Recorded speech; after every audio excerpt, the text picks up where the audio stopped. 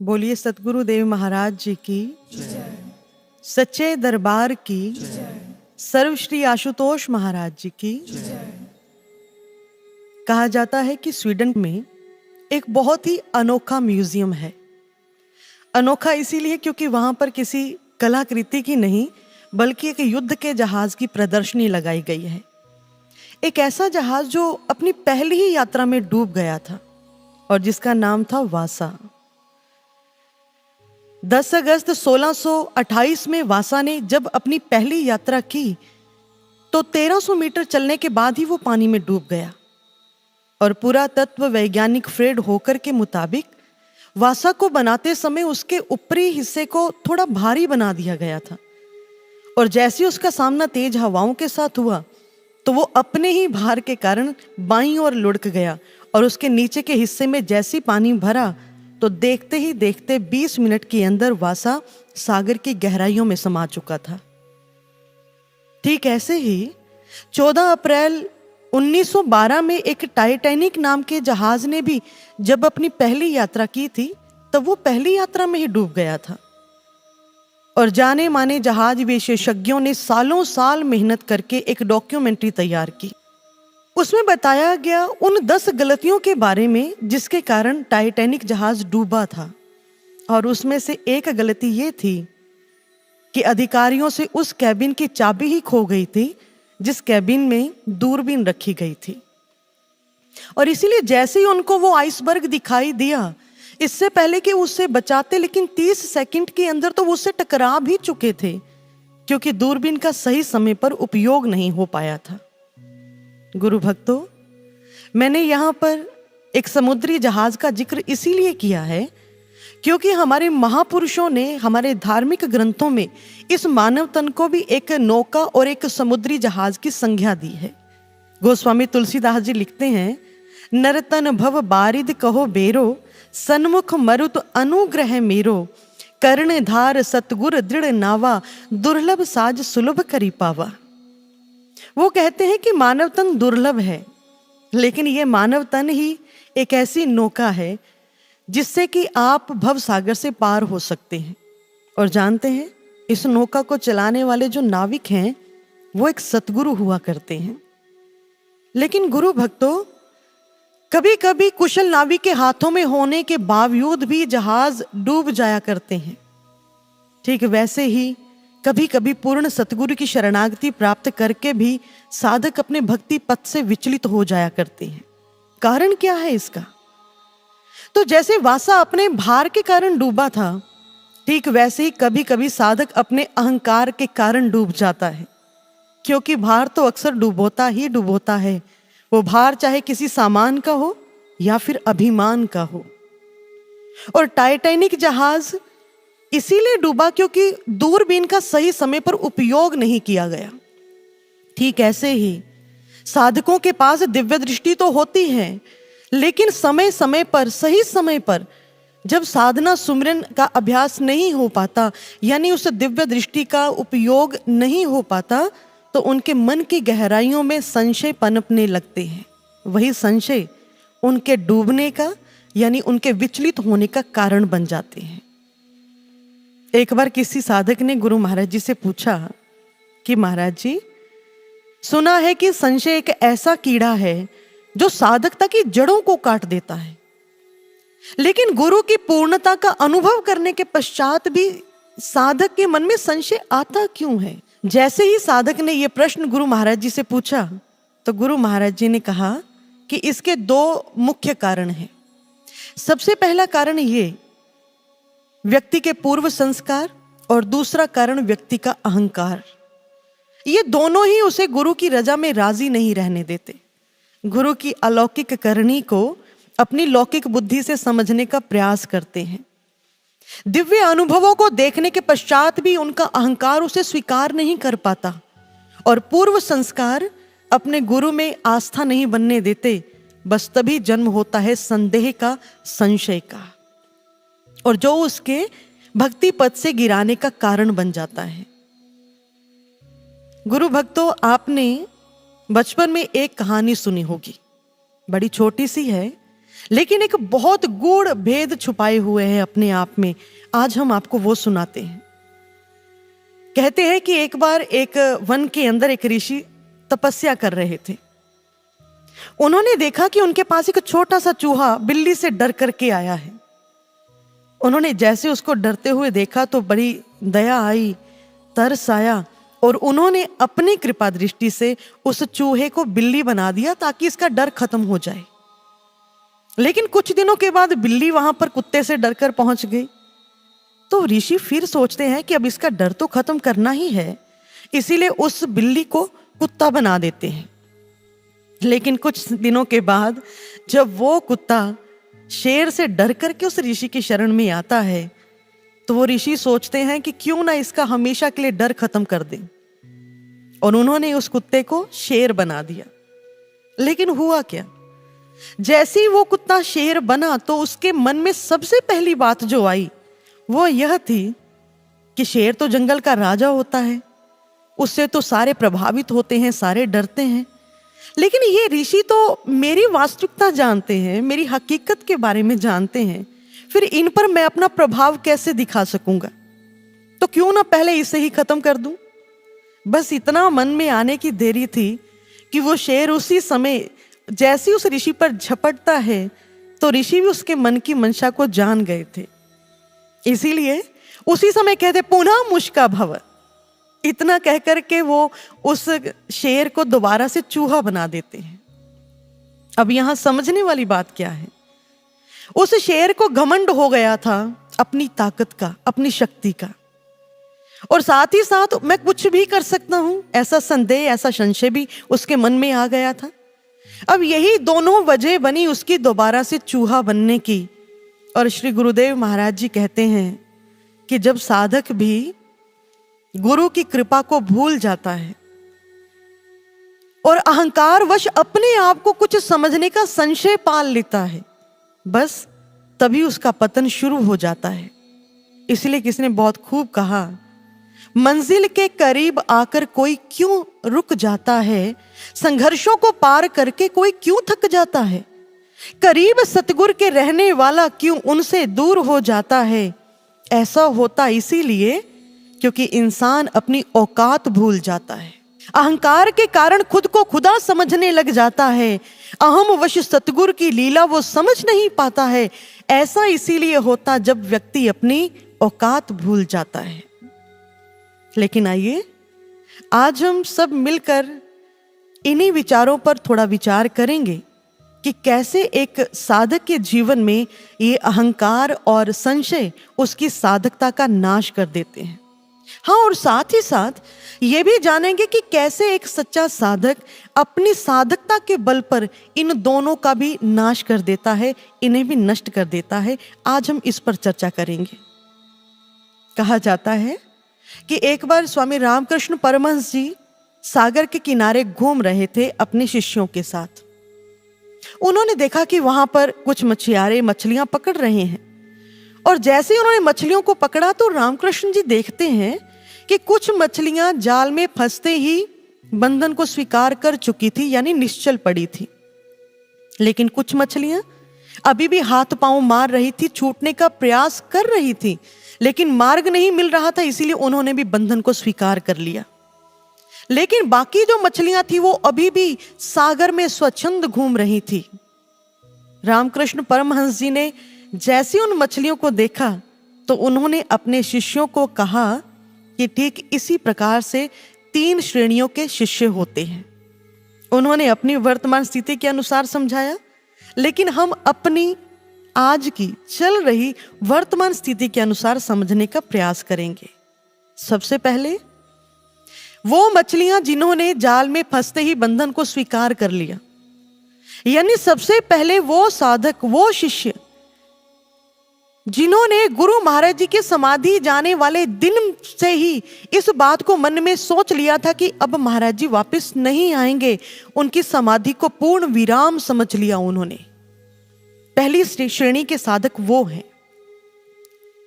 जो ये कहते हैं कि जीवन की सत्यता यही है कि जो आया है वो तो जाएगा, फिर आप इस सच्चाई को स्वीकार क्यों नहीं करते कि अब महाराज जी वापस नहीं आएंगे। तो ऐसे साधकों को मैं एक बात जरूर कहना चाहूंगी कि गुरु महाराज जी की वर्तमान स्थिति समाधि है, कोई मृत्यु नहीं।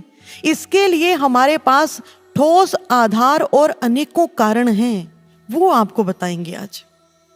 सबसे पहला कारण कि गुरु महाराज जी के लिए समाधि में जाना कोई मुश्किल बात नहीं। एक समाधि में जाना और वापस आना उनके लिए एक बड़ी नियमित, सामान्य और सरल क्रिया है। वो कभी भी जा सकते हैं और कभी भी वापस आ सकते हैं। एक ऐसा अनुभव आपके साथ साझा करूंगी जो बिल्कुल सत्य है, प्रैक्टिकल है। ये बात है 2016 की। हरिद्वार के अंदर 3 दिन का कार्यक्रम रखा गया। अब जैसे तीसरा दिन हुआ तो साध्वी बहनों के पास एक व्यक्ति आए। उन्होंने आकर के सबसे पहले तो क्षमा याचना की कि साध्वी जी मुझे क्षमा करें, पिछले 2 दिन मैं प्रोग्राम पे नहीं आ सका क्योंकि मुझे पता नहीं था। तो गुरु बहनों ने कहा कि आज आपको कैसे पता चला इस कार्यक्रम के बारे में? तो उन्होंने कहा कि कल रात आपके गुरु महाराज जी मेरे सपने में आए थे, उन्होंने ही मुझे आज के कार्यक्रम के बारे में बताया था। गुरु बहनों ने कहा कि आप कैसे जानते हैं हमारे गुरु महाराज जी को? तो उस व्यक्ति ने कहा कि मैं आज से नहीं, मैं तो बरसों से उनको जानता हूं। उन्होंने बताया कि पिछली रात वो सपने में जब आए थे तो कार्यक्रम के बारे में बताया, तो मुझे वो सब बातें भी याद दिलाई जो मैं भूल गया था।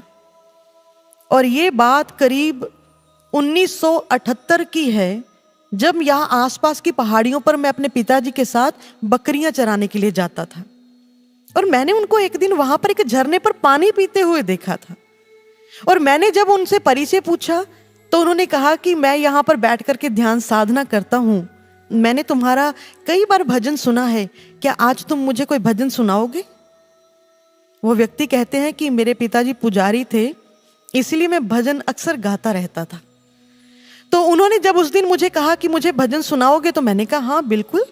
तो वो एक शिला पर बैठ गए, मैंने उनको भजन सुनाना शुरू किया। लेकिन जैसे जैसे मैं भजन सुनाता गया उनकी आंखें बंद होती गई और इतना गहरे ध्यान में वो उतर गए, एकदम से स्टिल हो गए। और मैंने उठकर के जैसे उनकी नाक के नीचे हाथ किया तो आप यकीन मानिए उनकी सांस भी नहीं चल रही थी। और मैं तो इतना डर गया कि वापस घर आ गया। अगले दिन जैसे मैं गया तो तब भी वो वैसे ही बैठे थे। तीसरे दिन, चौथे दिन, कितने दिन ही वो इसी अवस्था में बैठे रहे। लेकिन एक दिन जब मैं दोबारा से बकरियां चराने गया तो वहां पर मैंने देखा कि उनकी आंखें खुली हुई हैं, तो मुझे बड़ी खुशी हुई। मैंने जाकर के उनसे पूछा कि आप कहाँ चले गए थे, आपकी तो सांस भी नहीं चल रही थी। तो उन्होंने मुझे कहा कि जहां मैं गया था, क्या तुम वहां जाना चाहते हो? क्या तुम भगवान देखना चाहते हो? तो मैंने तो कहा कि नहीं नहीं, मुझे कोई भगवान नहीं देखना। तो उन्होंने मुझे उस समय एक छोटी सी स्लिप दी थी और ये कहा था कि जब भी तुम मुझे मिलना चाहोगे तो ये मेरा पता है, तुम इस एड्रेस पर आकर के मुझसे मिल सकते हो। और कल रात जब वो मेरे सपने में आए थे तो उन्होंने मुझे ये सब बातें तो याद दिलाई ही दिलाई। उन्होंने मुझसे ये भी पूछा कि अच्छा वो स्लिप कहाँ है जो मैंने तुम्हें दी थी? तो मैंने कहा जी वो तो कहीं खो गई, मुझे नहीं पता।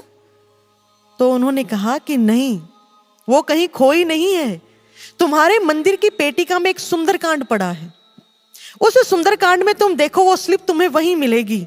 और सच में मैंने जब वहां पर देखा तो मुझे वो स्लिप मिली। लेकिन मैं बात करूंगी उस चीज की जिसकी हम चर्चा पहले कर रहे थे कि गुरु महाराज जी के लिए समाधि में जाना और वापिस आना बड़ी सामान्य सी क्रिया है, वो पहले वर्षों से ये करते रहे हैं। और दूसरा कारण कि वो समाधि में जाने से पहले अपने अनेकों सन्यासी और गृहस्थी शिष्यों को प्रत्यक्ष और अप्रत्यक्ष तौर पर ये बता करके गए थे कि वो समाधि में जाएंगे और समाधि में जाने के बाद कुछ समय के पश्चात वो वापस भी आएंगे। 2017 की बात है, उत्तराखंड से एक व्यक्ति नूर महल आए थे, गुरु महाराज जी के शिष्य हैं। उन्होंने बताया कि जब मैं 8वीं क्लास में था, और ये बात है 1972 की, और मैं 8वीं क्लास में था तब गुरु महाराज जी हमारे घर आए थे उत्तराखंड में। उन्होंने आकर के मुझे ये बात कही थी कि मैं तुम्हें अपने समाधि काल में बुलाऊंगा।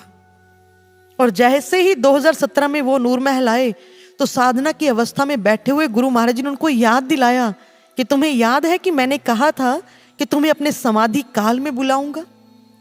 इतना ही नहीं गुरु भक्तों, अनेकों अनुभव हैं इस पर।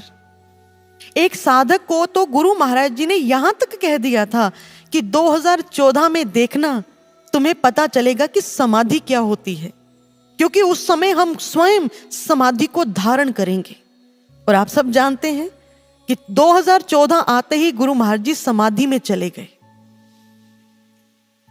उन्होंने जाने की बात की और साथ ही साथ सबको यह भी कहा कि वो वापस भी लौटेंगे और उस समय ज्ञान का ऐसा प्रचार होगा जैसे सूखी घास को आग लगा दी जाए, ब्रह्म ज्ञान ऐसे विश्व में फैलेगा। और उनके अनेक शिष्य जानते हैं कि गुरु महाराज जी जब भी कोई बात कहते हैं तो भविष्य में जाकर के वो सत्य जरूर होती है। वही एक सच्चा शिष्य होता है जो अपने गुरु के वचनों पर विश्वास करता है।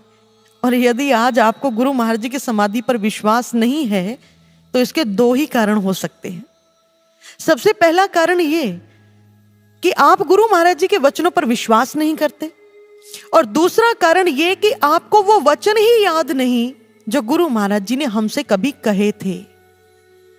क्योंकि महात्मा बुद्ध ने एक बार अपने शिष्यों को भक्ति के 9 सूत्र बताए।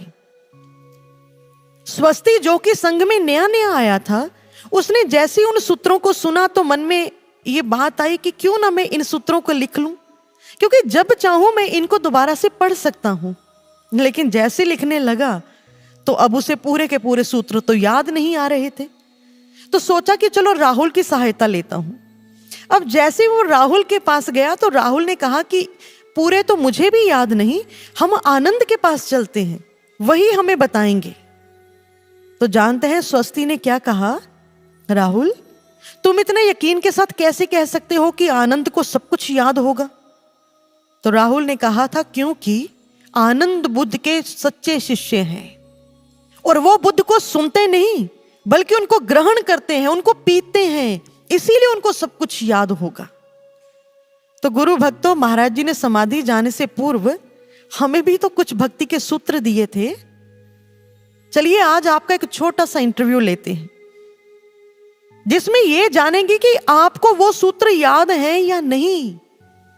डालिए जरा बुद्धि पर भार, क्या अपने इंटरव्यू के लिए सभी हैं तैयार? जिस पर रहती सतगुर की आस, परखूंगा तुम्हारा विवेक और विश्वास। मानव कल्याण का उठा के भार सारा, लाऊंगा विश्व शांति दिव्य ज्योति के द्वारा। बुद्धि के तराजू पर क्यों भक्ति को तोला, शंका नहीं श्रद्धा रखना गुरुवर ने था बोला। यूं तो बहुत कहानियां रटी होंगी दुनिया जहान की, यूं तो बहुत कहानियां रटी होंगी दुनिया जहान की, लेकिन सच सच बताना ये बातें किस किस को याद थी? और यदि आपको ये बातें याद हैं, ये सूत्र याद हैं, तो याद रखिए जो विश्व शांति की, नवयुग की स्थापना की बात गुरु महाराज जी ने की है वो अभी तक पूर्ण नहीं हुई। और आप ये भी जानते हैं कि गुरु महाराज जी अपनी किसी भी बात या किसी भी कार्य को कभी अधूरा नहीं छोड़ते। चाहे वो नूर महल से दिल्ली जाएं, दिल्ली से नूर महल आए, तो वो आते जाते समय अपने छोटे से छोटे कार्य को भी पूरा करके जाते थे। तो इतने बड़े मिशन को वो यूं ही अधूरा छोड़ जाएंगे तो ये तो प्रश्न ही पैदा नहीं होता। इसीलिए क्यों दुनिया की बातें सुनकर आपके मन यूं डोले हैं? विश्वास करो उन वचनों पर जो गुरु देव ने बोले हैं। कहा था आऊंगा मैं और मुझे आना ही है, फिर कौन सा पक्ष अधूरा है? है कोई ऐसा वचन आज तक हुआ नहीं जो पूरा है?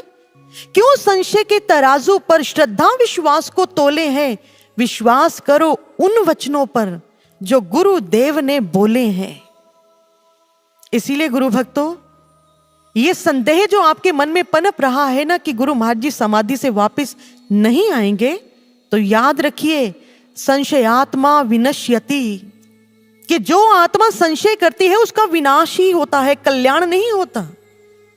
यदि हमारे मन में बैठे हुए संदेह को हमने अभी नहीं निकाला तो धीरे धीरे देखना ये संदेह हमारी सारी साधकता को खा जाएगा और पीछे सिर्फ पतन ही बाकी बचेगा। इसलिए गुरु महाराज जी के वचनों को याद रखें। ये समय शंका करने का नहीं, श्रद्धा रखने का है, श्रद्धा रखने का है। तो आइए अब हम चलते हैं दूसरी मछलियों की ओर। दूसरी मछलियां जो कि जाल से छूटने का प्रयास तो कर ही रही थी, थोड़े से हाथ पांव मारे, लेकिन जब मार्ग नहीं मिला तो उन्होंने भी बंधन को स्वीकार कर लिया।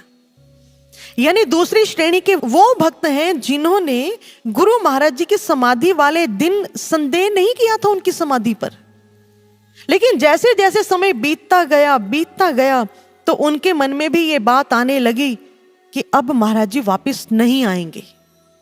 हमारी छवि खराब ना हो इसलिए मुख से कुछ नहीं कहा, लेकिन मन में जरूर सोच लिया कि अब महाराज जी वापिस नहीं आएंगे।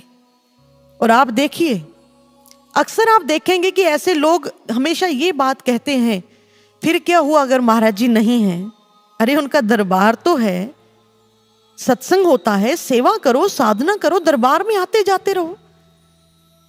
ऐसे लोगों की बातें सुनकर के एक साधक के मन में एक प्रश्न पैदा हो गया कि महाराज जी, इनको मन से तो आपकी समाधि पर विश्वास है नहीं, लेकिन बाहर से ये लोग आते जाते हैं, साधना करते हैं, सेवा करते हैं, तो बताइए इनको कोई लाभ होगा इस चीज का? तो गुरु महाराज जी ने उस साधक के प्रश्न का उत्तर एक बहुत सुंदर सी अनुभूति के माध्यम से दिया।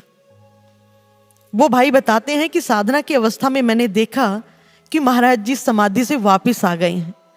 उनके सामने बहुत सारे उनके गृहस्थी, उनके सन्यासी शिष्य बैठे हुए हैं। एक तरफ बहुत बड़ा दरवाजा है जिस पर लिखा है नवयुग का प्रवेश द्वार, और दूसरी तरफ एक स्क्रीन है और जिस पर भी गुरु महाराज जी अपनी दृष्टि डालते हैं उस स्क्रीन पर उसका पूरे का पूरा बायोडाटा जो है वो सामने आ जाता है। नाम क्या है, ज्ञान कब मिला, साधना कितनी की, समाधि पर विश्वास था या नहीं था, वो सारे का सारा बायोडाटा उसके स्क्रीन पर आ जाता है।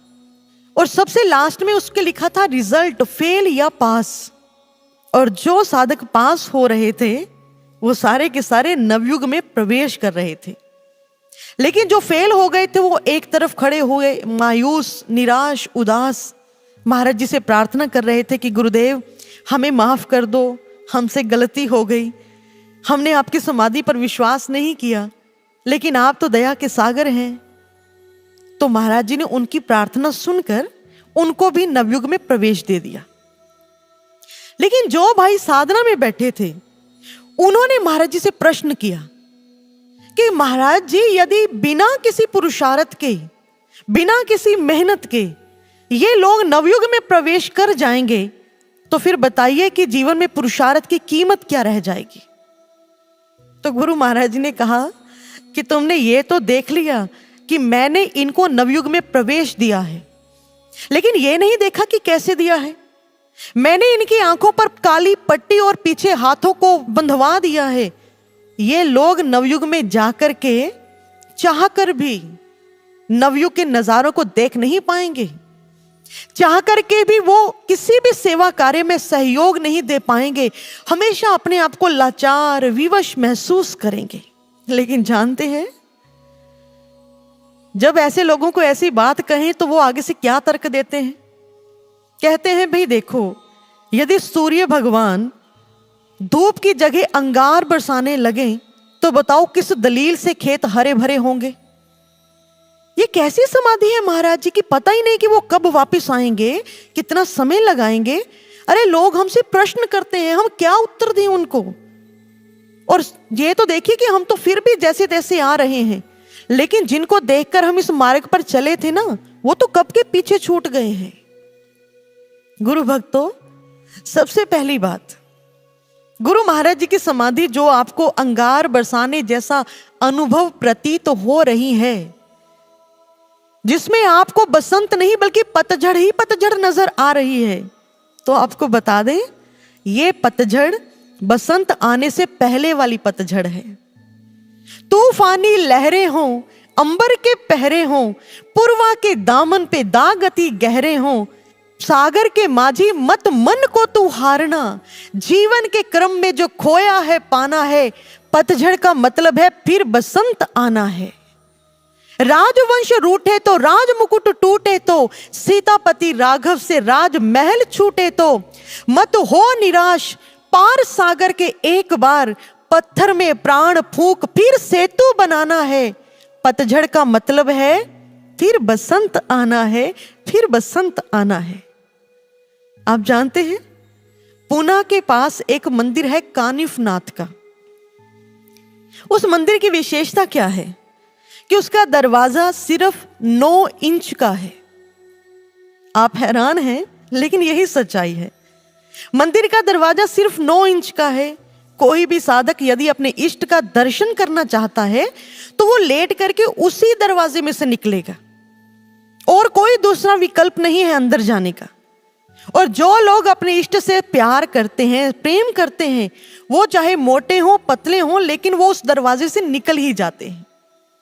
ठीक ऐसे ही ये जो परीक्षाओं का, ये जो प्रतीक्षा का दौर चल रहा है ना, जो हमें पतझड़ जैसा या अंगार बरसाने जैसा लग रहा है, इसमें से निकले बगैर गुरु महाराज जी के दर्शन करने का और कोई दूसरा विकल्प है ही नहीं, उस मंदिर के दरवाजे की तरह।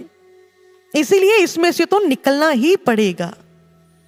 और दूसरी बात, आप कहते हैं कि आप लोगों को क्या उत्तर दें, लोग आपसे प्रश्न करते हैं, तो आपको बता दें कि उत्तर तो प्रश्नों के होते हैं, रहस्य का कोई उत्तर नहीं होता।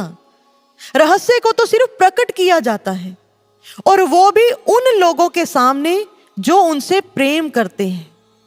ये प्रतीक्षा जो है ना, ये तो परीक्षा भर है उनसे प्रेम करने वालों के लिए, क्योंकि नदिया से पूछी गई उनकी प्यास, अंबर से पूछा गया उसका आकाश, लहरों से कहा गया ठहर जाने को, खाना बदोशों को कहीं बस जाने को, तलवारों से पूछी गई उनकी धार, प्रेम करने वालों से तो बस इतना ही पूछा गया, धैर्य या इंतजार।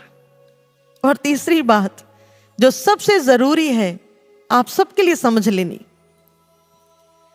यदि आप किसी को देखकर इस मार्ग पर आए थे और किसी को देखकर के अब इस मार्ग को छोड़ने का मन बना रहे हैं, तो आपको बता दें कि इसके विषय में गुरु महाराज जी क्या कहते हैं।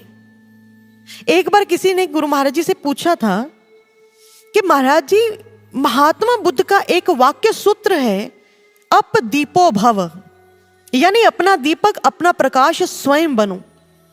इसका क्या मतलब है गुरु महाराज जी?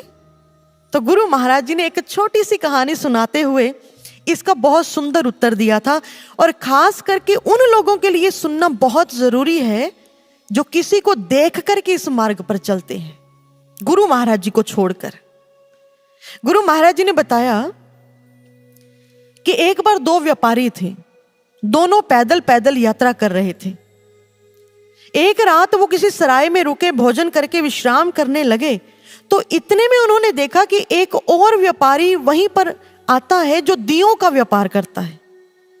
उसने भोजन किया, कुछ समय विश्राम किया, और उसके बाद उसने एक दिया निकाला और दिए में एक बत्ती डाली, तेल डाला, और उसको जलाकर जैसे ही चलने लगा तो जो पहले वाले 2 व्यापारी थे वो आपस में विचार करते हैं कि क्यों ना हम भी इससे एक एक दिया खरीद लें, क्योंकि हमारा रात में भी जो सफर है काफी कट जाएगा। अब दोनों में से एक व्यापारी तो था कंजूस, उसने सोचा कि मैं क्यों पैसे लगाऊं, जब ये तो खरीद ही रहा है ना, तो इसी के साथ साथ चलता रहूंगा। अब दूसरे व्यापारी ने दिया खरीद लिया। अब जैसे दिया खरीद कर जला करके दोनों चलने लगे, चलते गए, लेकिन एक चौराहा ऐसे आया गुरु भक्तों कि जब दोनों को अलग अलग दिशा में जाना था। अब जिसके पास तो दिया था वो तो चल पड़ा अपने राह पर, लेकिन जिसके पास दिया नहीं था वो अंधकार में वहीं खड़ा रहा और पश्चाताप करता रहा कि मैंने दिया क्यों नहीं खरीदा। गुरु महाराज जी ने इस कहानी को सुना करके ये समझाया कि जो लोग भक्ति पथ पर गुरु को ना देखते हुए किसी व्यक्ति विशेष को देखते हैं, उससे प्रभावित होकर के चलते हैं, तो वो अक्सर एक ना एक दिन ऐसे ही धोखा खाते हैं जैसे व्यापारी खा गया। क्योंकि देखा देखी भक्ति का कबहू न चढ़सी रंग, विपत्ति पड़े जो छोड़ सी, केंचुली तजस भुजंग। यानी देखा देखी करके, यानी किसी को देख करके आप चाहें कि आप पर भक्ति, सच्ची भक्ति का रंग चढ़ जाए, तो कभी नहीं हो सकता। ऐसा व्यक्ति कभी भी विपत्ति के समय गुरु घर को छोड़ सकता है, जैसे कि सांप केंचुली को छोड़ देता है, त्याग देता है। ठीक ऐसा व्यक्ति जो किसी को देखकर इस मार्ग पर चलता है, वो कभी भी इस मार्ग को छोड़ सकता है। इसीलिए गुरु भक्तों, गुरु महाराज जी समझाते हैं कि ये मार्ग अपने आप का है, किसी के द्वारा नहीं है। क्या किसी को शुगर होने के बाद आप चीनी खाना, मीठा खाना छोड़ देते हैं? या किसी का एक्सीडेंट हो जाए तो आप सफर करना छोड़ देते हैं? जैसे एक बार किसी मछुआरे से किसी ने कहा कि मैंने सुना है कि आपके बाप दादा जो थे वो सागर के समुद्री तूफान में ही मरे थे, लेकिन फिर भी आप वही काम कर रहे हैं, आप इस काम को छोड़ क्यों नहीं देते? तो उस मछुआरे ने कहा, अच्छा ये बताइए कि आपके दादाजी की मृत्यु कहां पर हुई थी और कैसे हुई थी? उस व्यक्ति ने कहा कि वो तो घर पर चारपाई पे लेटे लेटे बीमार थे, तो ऐसे ही बस चल बसे। मछुआरे ने कहा, अच्छा आपके पिताजी की मृत्यु कैसे हुई? उस व्यक्ति ने कहा कि वो भी घर पर बस बेड पर लेटे लेटे चल बसे थे। तो मछुआरे ने कहा, अच्छा फिर उसके बाद क्या आपने बेड छोड़ करके जमीन पर सोना शुरू कर दिया? क्योंकि आपके बाप दादा तो बेड पर चारपाई पे मरे थे ना। तो वो व्यक्ति चुप हो गया, उसके पास कोई जवाब नहीं था। अब प्रश्न आपको है गुरु भक्तों, यदि आप किसी से प्रभावित होकर के अब इस मार्ग पर चल रहे हैं, तो आपको बता दें कि ये मार्ग जो है गुरु महाराज जी का है। और इस मार्ग पर जब हम आए थे तो गुरु महाराज जी ने प्रमाण दिया था अपनी पूर्णता का। तो उन्हें सतगुरु पाया पूरा है, गुरु ज्ञान कराया पूरा है, देख संत और ग्रंथ प्रमाण वो अनुभव भी करवाया पूरा है। जब पूरा है खेवन हारा, तो क्यों विश्वास अधूरा है? ये आपके लिए प्रश्न है। जब गुरु महाराज जी ने अनुभव करवा दिया, तो उस अनुभव के बल पर ना चल करके, आत्मिक प्रकाश के साथ ना चल करके किसी को देखकर चल रहे हैं, तो समझ लीजिए गुरु शरणागत छोड़कर करे भरोसा और सुख संपत्ति कह को चली, नहीं नरक में ठोर। ध्यान से समझिए इस बात को। जो गुरु की शरणागति छोड़ करके, गुरु को छोड़ करके, गुरु ज्ञान से प्रभावित न हो करके दूसरों के भरोसे इस मार्ग पर चलते हैं, तो उनको जीवन में सुख संपत्ति तो कभी मिलती नहीं, आगे नरक में भी ठौर नहीं मिलता। इसलिए यदि इस नरक से बचना चाहते हैं तो अपने आत्मिक प्रकाश से आगे बढ़िए, अपने अनुभव के आधार पर विश्वास से आगे बढ़िए। लेकिन कुछ प्रेमी कहते हैं, अब किसका दिल करता है नरक में जाने को? लेकिन क्या करें, जीवन में कर्म संस्कार ही कुछ ऐसे आ जाते हैं जिसकी वजह से गुरु भक्ति से, गुरु मार्ग से कई बार व्यक्ति टूट जाता है। हाँ, यदि हमें महाराज जी बता दिया करे पहले, तो हम सावधान होकर किस मार्ग पर चल सकते हैं। लेकिन आपको याद दिला दें, कितनी बार हमने गुरु महाराज जी के मुखारविंद से सुना है, साधना करो, सुमिरन करो, सेवा करो, डटकर स्वाध्याय करो, श्रेष्ठ चिंतन रखो, समय भयंकर आने वाला है। तो ये सब बातें क्या थी? ये समझाना ही तो था, ये सावधान ही तो कर रहे थे वो हमें आज के समय के लिए। जिन लोगों ने उस समय उनकी इन आज्ञाओं को नजरअंदाज किया, दरकिनार किया, वही लोग इस मार्ग से गिरे और वही गिरेंगे। जैसे एक बार एक बकरी के पीछे कुछ शिकारी कुत्ते पड़ गए। बकरी भागती हुई जाती है और एक बेल के पीछे छुप करके अपनी जान बचाती है। कुत्तों को बकरी दिखाई नहीं दी, इसीलिए कुत्ते थोड़ा आगे निकल गए और जैसी बकरी ने देखा भी कुत्ते तो चले गए, निश्चिंत हो गई। अब उसे हरी हरी बेल दिखाई दे रही है, उसका मन ललचा पड़ा उस बेल को खाने के लिए। धीरे धीरे उसने बेल को खाना शुरू किया, खाती गई और जैसे ही वो बेल पूरी खत्म हो गई, तो अब वो सहारा तो खत्म हो गया था जिसके सहारे बकरी छिपी हुई थी। अब कुत्तों को बकरी दिखाई देने लगी।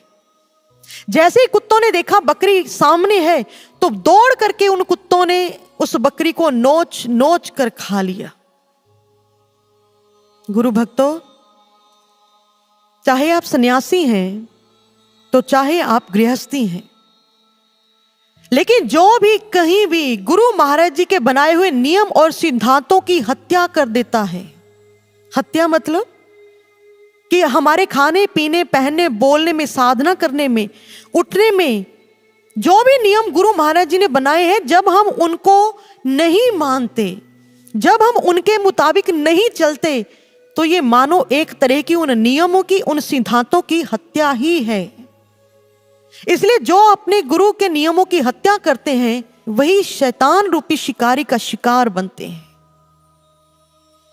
महात्मा बुद्ध के एक शिष्य थे, उनकी हालत कुछ ऐसी थी। उनकी खुद की आंख में मोतियाबिंद था, लेकिन वो तस्वीर प्रभु की धुंधली बता रहा था। उसको खुद नाचना नहीं आता था, लेकिन टेढ़ा वो जमीन को बता रहा था। और जाकर के एक दिन बुद्ध को कहने लगा, तथागत, कितने वर्ष हो गए मुझे यहां पर आए हुए, लेकिन मेरे जीवन में कोई परिवर्तन नहीं, कोई मानसिक शांति ही नहीं है। और मुझे तो लगता है कि यदि मैं यहां और रुका तो पानी को मथने जैसा हो जाएगा, इसलिए मैं यहां से जाना चाहता हूं। बुद्ध आज उसे देख रहे थे और मन ही मन सोच रहे थे कि कोई एक मुझे ऐसी संभावना की खिड़की मिल जाए जिससे कि मैं इसके हृदय में प्रवेश कर जाऊं, इसको रोक सकूं यहां से जाने के लिए। लेकिन उस साधक, उस भिक्षु के अंदर तो एक छेद भी नहीं था जहां से बुद्ध प्रवेश कर पाते। इतना कहकर के वो भिक्षु तो उठकर चला गया, ना तो प्रणाम किया, ना ही कोई आज्ञा ग्रहण की, बस मन मर्जी से सब बोला और चला गया। दहलीज लांघ गया आपकी और हमारी दृष्टि से, लेकिन बुद्ध की दृष्टि से नहीं। उनकी उम्मीद की दहलीज अभी भी कायम थी। वो अभी भी उम्मीद लगाए थे कि वो कभी तो वापस आएगा। जानते हैं कैसे? एक बार एक बाप और बेटे में झगड़ा हो गया। बेटा झगड़ करके घर से चला गया, मैं आपके साथ नहीं रहूंगा, आप हमेशा मुझे टोकते रहते हैं, डांटते रहते हैं। अब जैसे वो घर छोड़कर चला गया, लेकिन कुछ दिनों में ही उसको एहसास हो गया कि अपने पिता के पास अपने आप को सुरक्षित महसूस करता था। अपने पिता के पास रहकर उसे कोई चिंता नहीं थी कमाने की, खाने की। और जब उसे यह एहसास हो गया तो कहते हैं कि वो एक रात वापस लौट आया। जैसे ही अपने घर वापस लौटा तो उसने देखा कि रात का समय है, लेकिन दरवाजा खुला हुआ है और उसके पिताजी जो हैं वो आंगन में चारपाई पे लेटे हुए हैं। जाकर के अपने पिता के पैरों में गिर गया, माफी मांगी, पिता ने गले लगा लिया, माफ कर दिया। लेकिन उस लड़के ने कहा, पिताजी इतनी रात हो गई लेकिन आपने दरवाजा क्यों नहीं बंद किया? तो पिता ने कहा, बेटे ये दरवाजा तो उसी दिन से खुला है जिस दिन तुम घर छोड़कर गए थे। मैंने सोचा यदि मैं दरवाजा बंद कर दूंगा, ना जाने तुम कब वापस आ जाओ और दरवाजा बंद देखकर कहीं वापस ना लौट जाओ, इसलिए मैंने ये दरवाजा बंद ही नहीं किया। सोचिए, वो तो एक सांसारिक पिता हैं जिन्होंने अपने पुत्र के लिए, बेटे के लिए दरवाजा बंद नहीं किया, और उस जगत पिता सतगुरु अपने मन के दरवाजे हमारे लिए कैसे बंद कर सकते हैं? इसीलिए बुद्ध अभी भी उम्मीद लगाए थे कि वो वापस आएगा, लेकिन कैसे, ये हम आगे जानेंगे। समय बीता, वो जो भिक्षु था वो संसार की दलदल में जाकर के फंस गया। शादी करवा ली, बच्चे हो गए। अब बच्चों को पालने के लिए कमाई का साधन तो कुछ था नहीं, इसलिए चोरियां करनी शुरू कर दी।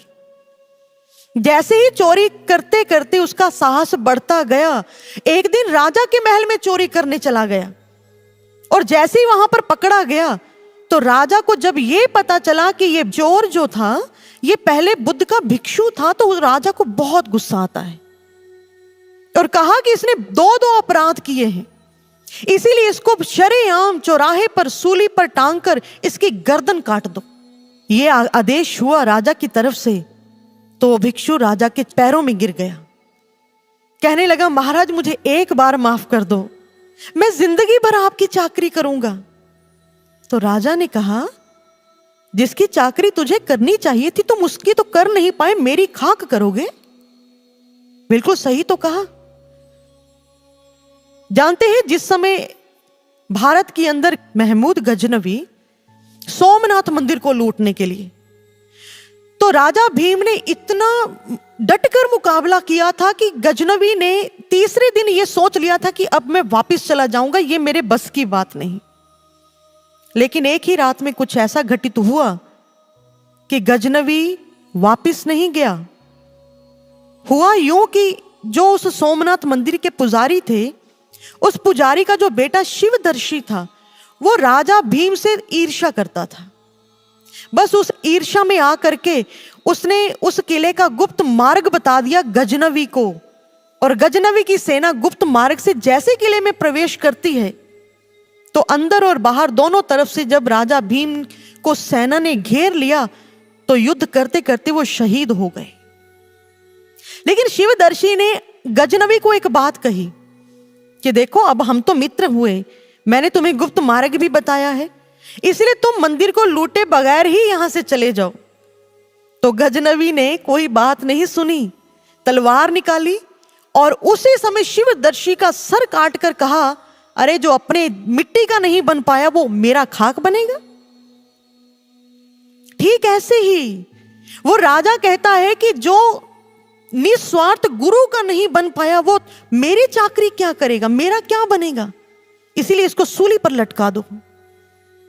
जैसे सूली पर लटकाया जाने लगा, उस भिक्षु को आज याद आई अपने गुरु की, और आंखों के सामने सारे वो पाप आने लगे जो उसने गलतियां की हैं, जो इतने महान पूर्ण गुरु को धोखा दिया, छोड़कर आने का अपराध किया, वो सारी बातें आज उसके सामने थी। इसलिए आज जैसे ही मन में उसने बुद्ध को याद किया तो गुरु तो यही तो संभावना ढूंढ रहे थे कि कोई एक संभावना हो जिससे कि मैं अपने शिष्य को वापस लेकर आ सकूं। जैसे ही आज जल्लाद ने तलवार उठाई तो तलवार ऊपर के ऊपर रह गई, क्योंकि उसी समय बुद्ध का आगमन जो हो गया था। बुद्ध ने आकर के कहा कि राजन, मुझे भिक्षा में मेरा भिक्षु दे दो, मैं और कुछ नहीं चाहता। और आज राजा ने जैसी बुद्ध की बात मानकर भिक्षु को वापस लौटाया तो बुद्ध हमेशा हमेशा के लिए उसको अपना बनाने के लिए अपने आश्रम में ले गए। गुरु भक्तों, इस पूरे प्रकरण में बहुत ही एक अच्छी सीख है हमारे लिए। छोटी सी बात बताऊंगी आपको उसके लिए। चाइना की बात है ये।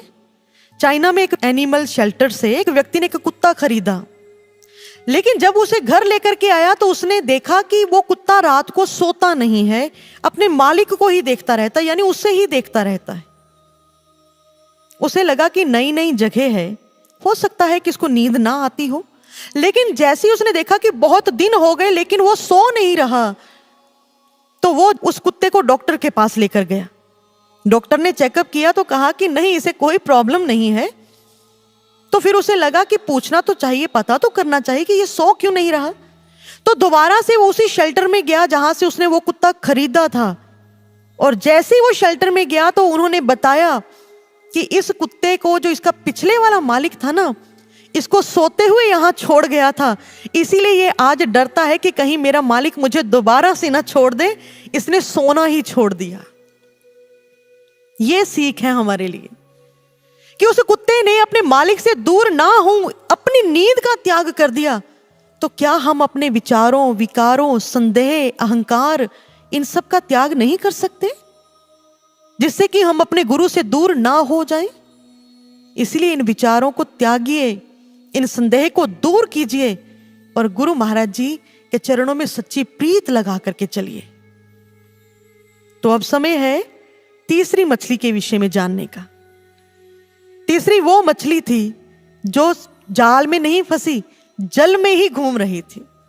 यानी तीसरी श्रेणी के वो भक्त हैं जो कि किसी को देखकर इस मार्ग पर नहीं चलते, वो गुरु महाराज जी पर ही विश्वास करते हैं, उनको उनकी समाधि पर विश्वास है। वो इस विश्वास के साथ जीते हैं कि कितने साल हो गए समाधि में गए गुरु महाराज जी को।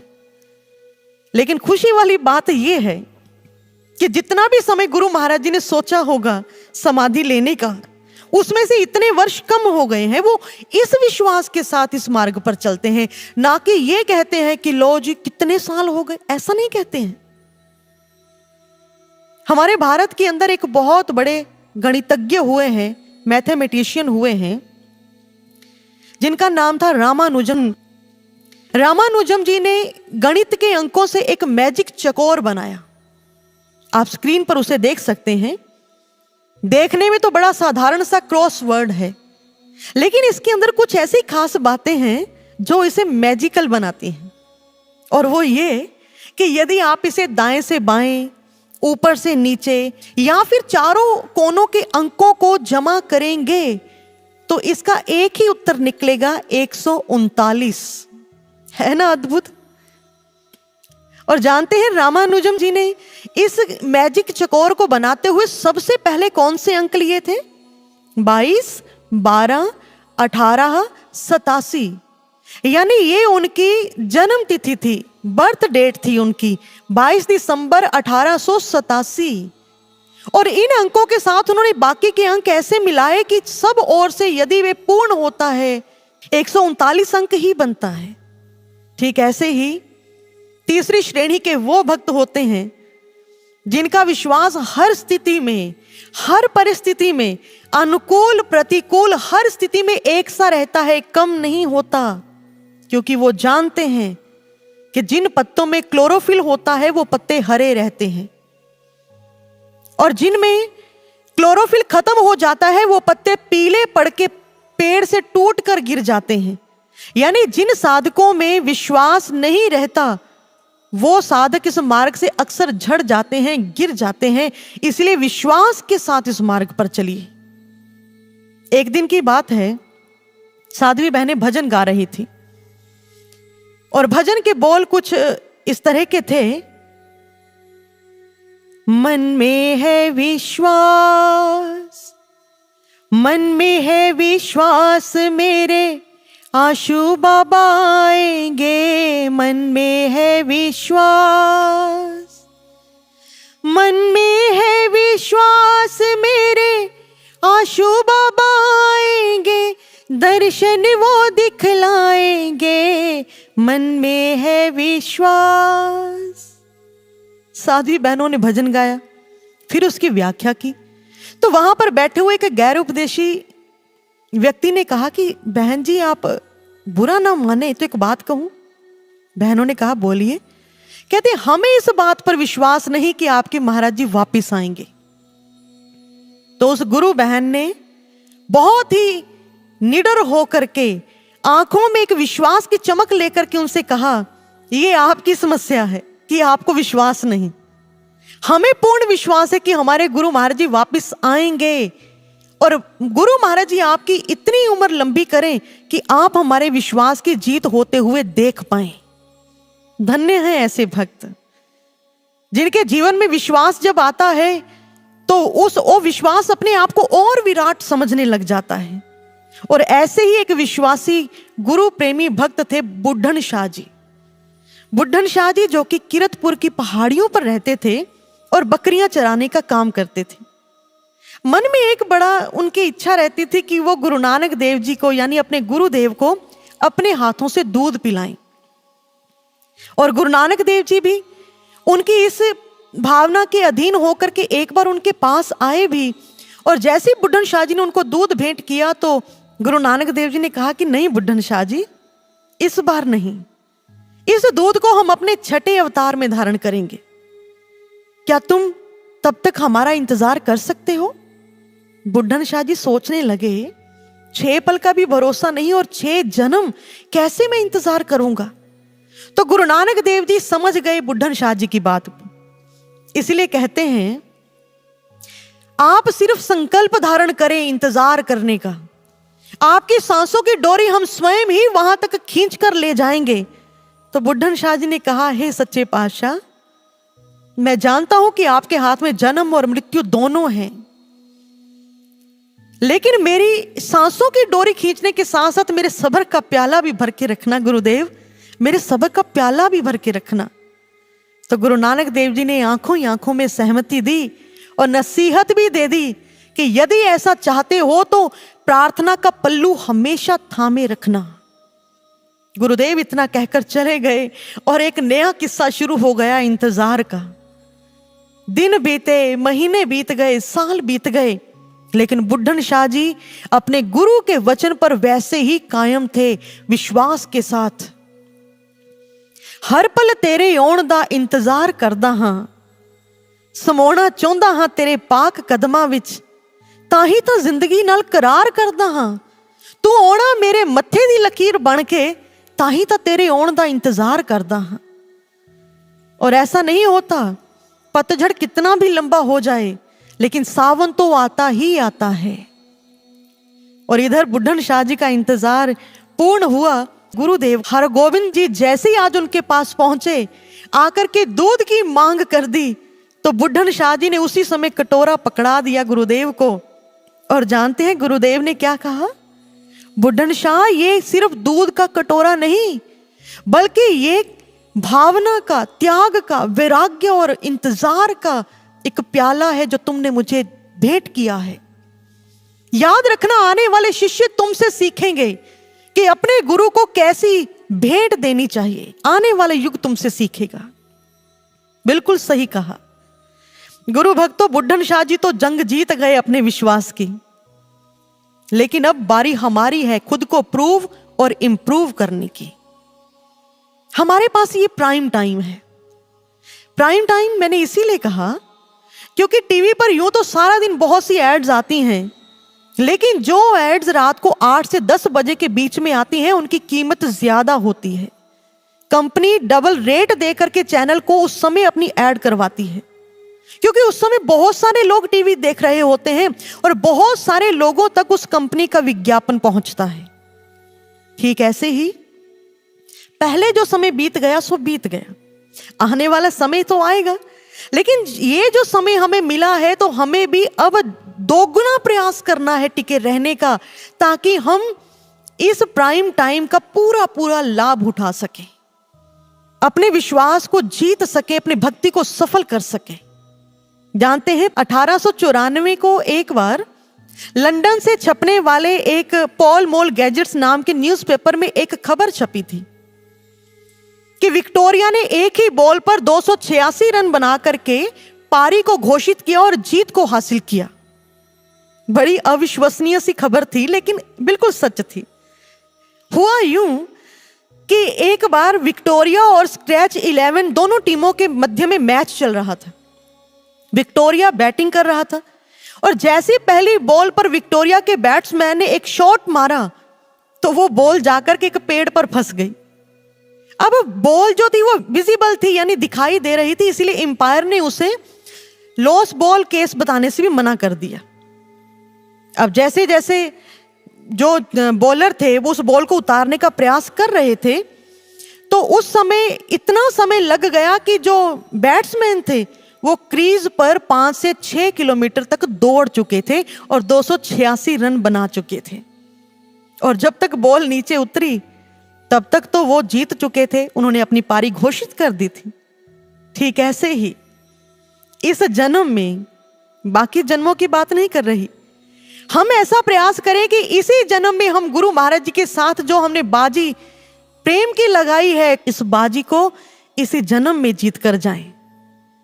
और आपको तो खुश होना चाहिए, आप एक भजन भी सुन रहे थे कि कलयुग के जाने का और नवयुग के आने का जो समय है निकट आ रहा है। आपको खुश होना चाहिए कि गुरु महाराज जी जिस नवयुग को लेने गए हैं उसका समय निकट आता जा रहा है। नवयुग का शंखनाद होने वाला है, और ये मैं नहीं, बहुत सी भविष्यवाणियां भी कहती हैं।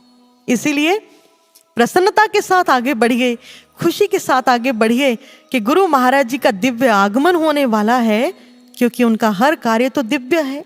सन 84 में दिव्य गुरु का हुआ पंजाब में पधारना और 91 को कर दी उन्होंने दिव्य ज्योति की संस्थापना। 94 में साहित्य में दिव्य संदेश और दिव्य ज्ञान दिया और 8 में जट खोड़ का दिव्य धाम था नाम किया। 9 में हम सब ने दिव्य उद्बोधन का जो रस था चखा, 10 और 12 में गुरुवर ने दिव्य शांति महोत्सव था रखा। 13 में नूर महल आश्रम को दिव्य ग्राम बनाया और 14 में दिव्य गुरु ने दिव्य समाधि में ध्यान लगाया। जब सब कुछ दिव्य है उनका भक्तों, तो क्यों करते हो उदास मन? देखना वो सन भी जल्दी आएगा जब होगा दिव्य गुरु का दिव्य आगमन, जब होगा दिव्य गुरु का दिव्य आगमन, जब होगा दिव्य गुरु का दिव्य आगमन। तो बोलिए सतगुरु महाराज जी की, सच्चे दरबार की, सर्वश्री आशुतोष महाराज जी की।